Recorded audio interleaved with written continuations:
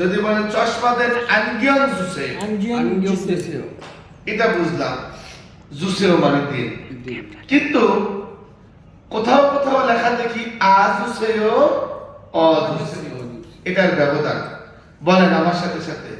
যদি যদি কোনো কোনো বস্তু বস্তু কারো কাছে চাই তাহলে বলবো জুসেও, 주세요. 선생님 주세요, 선생님 주세요. 친구 주세요, 친구 주세요. 친구 색 주세요, 친구 색 주세요. 친구 볼펜 주세요, 친구 볼펜 주세요.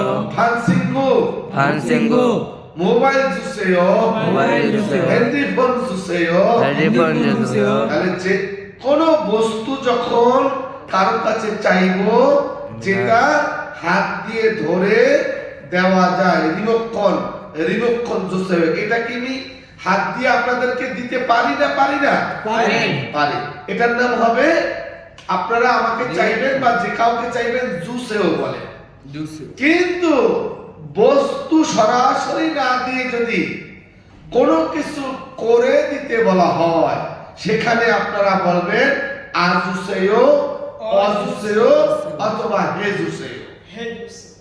দেখেন কিভাবে, আমি যদি এখন বলি ওই যে দরজাটা, ধরেন দরজাটা, এই দরজাটা আমরা যদি বলি যে দরজাটা খুলে দেন, তাহলে কি আমরা বলবো আপনি কি আমার দরজাটা যখন খুলে দিতে বলবো, আপনি বুঝলেন। কিন্তু আমরা কি বলি দরজাটা দেন, এটা বলি না, দরজাটা দেন এটা বলি কি না, আমরা বুঝিনি যে দরজাটা খুলে দিতে বলছে অথবা বন্ধ করে দিতে বলছে।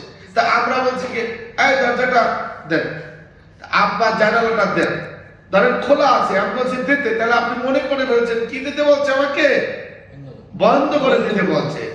ঠিক আছে, এখন এটার বেলায় কি হবে? এটার বেলায় আমরা বলবো আজুসেও, আ থাকলে আজুসেও, অ থাকলে অজুসেও, হাদা বলবে বলবো হেজুসেও। ক্লিয়ার? আরাসেও, 안녕하세요.